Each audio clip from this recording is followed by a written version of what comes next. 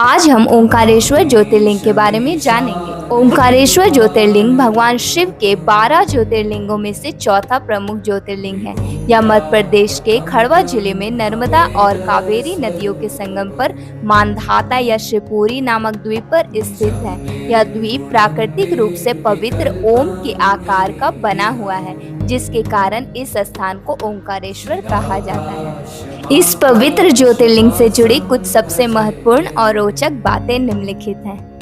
ओंकारेश्वर और मां मलेश्वर।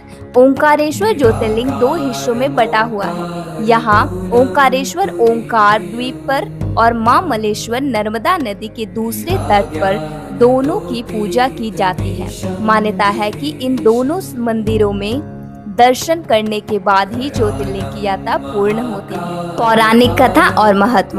राजा मानधाता की तपस्या। मान्यता है कि प्राचीन काल में राजा मानधाता ने इस पर्वत पर कठोर तपस्या की थी, जिससे प्रसन्न होकर भगवान शिव यहाँ ज्योतिर्लिंग के रूप में प्रकट हुए। उनके नाम पर ही इसे मानधाता पर्वत भी कहा जाता है। पौराणिक कथा और महत्व। राजा मानधाता की तपस्या। मान्यता है कि प्राचीन काल में राजा मानधाता ने इस पर्वत पर कठोर तपस्या की थी, जिससे प्रसन्न होकर भगवान शिव यहाँ ज्योतिर्लिंग के रूप में प्रकट हुए। उनके नाम पर ही इसे मानधाता पर्वत भी कहा जाता है। स्वयंभू शिवलिंग। यहाँ स्थापित शिवलिंग मानव निर्मित नहीं बल्कि स्वयं प्रकट स्वयंभू हुआ है।